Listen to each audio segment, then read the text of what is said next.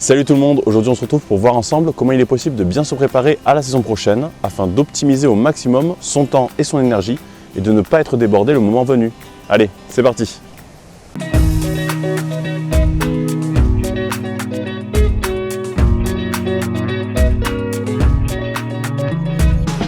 Alors avant de commencer, je tenais à dire que je ne parlerai absolument pas de comment préparer une planche de culture, car c'est un sujet que j'ai déjà traité dans plusieurs de mes vidéos, que vous pouvez d'ailleurs aller retrouver sur ma chaîne. Donc pour se préparer à la saison à venir, l'une des premières choses à faire à mon sens, c'est d'aménager son potager de façon théorique, avec des schémas et des croquis des différentes zones de culture, et surtout avec une première idée des légumes que l'on souhaiterait y cultiver. En gros, il s'agit de faire un design très simplifié de son jardin. Ceci a le gros avantage d'apporter une meilleure vue d'ensemble et de voir théoriquement si ce que l'on souhaite faire est possible et comment le mettre en place. D'ailleurs, j'avais déjà fait une vidéo sur plus ou moins le même sujet qui traitait notamment des associations et des rotations au potager et que vous pouvez aller voir en cliquant sur le lien juste ici. Et donc, une fois qu'on a fait ce design, on peut en déduire approximativement le nombre de plants et la quantité de semences dont on aura besoin.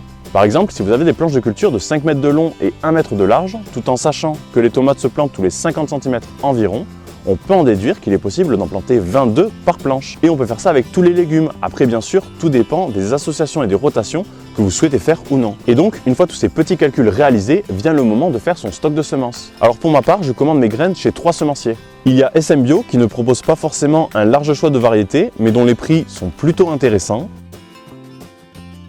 Il y a également Cocopelli qui eux par contre ont un catalogue vraiment très diversifié à tel point que ça devient parfois difficile de faire un choix.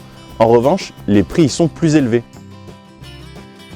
Et pour finir, il y a Biogerm qui est un entre-deux, c'est-à-dire qu'ils ont plus de choix qu'SM Bio mais moins que Cocopelli.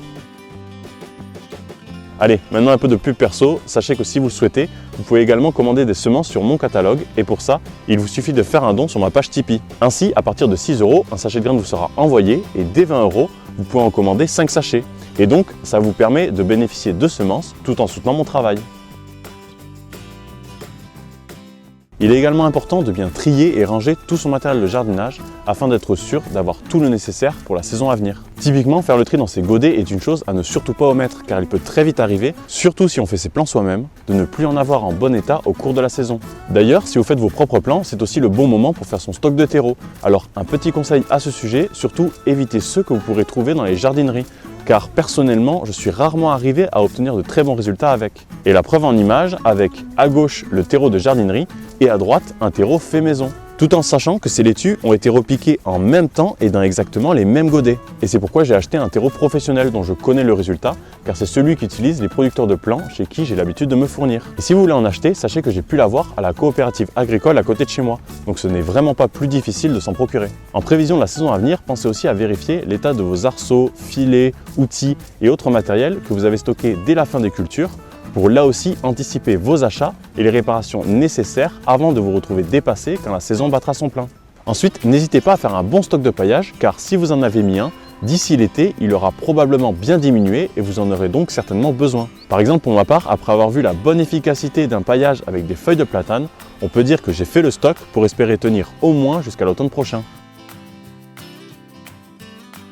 Enfin, pour finir, je pense que c'est le bon moment pour faire des aménagements dans son potager, tels que monter une serre, construire une pépinière ou encore creuser une mare, car je trouve qu'il est préférable de faire des travaux assez chronophages bien en amont pour ensuite se dégager plus de temps le moment venu. Voilà, donc si vous arrivez à faire tout ça avant le grand rush de la saison au potager, déjà un grand bravo, parce qu'il faut avouer que bien souvent je n'y arrive pas moi-même. Mais en tout cas, c'est ce que j'essaye au maximum de faire, car je trouve que c'est un bon moyen pour être plus serein lorsqu'arrive le printemps avec toutes les choses à faire dans son jardin. Alors bien sûr, si vous avez d'autres idées sur la façon de préparer au mieux l'arrivée de la nouvelle saison, n'hésitez pas à les mettre dans les commentaires pour que tout le monde puisse en bénéficier. Voilà, en tout cas j'espère que cette vidéo vous aura plu et que vous avez passé un bon moment. Sur ce, je vous dis bonne continuation et à la prochaine pour de nouvelles vidéos.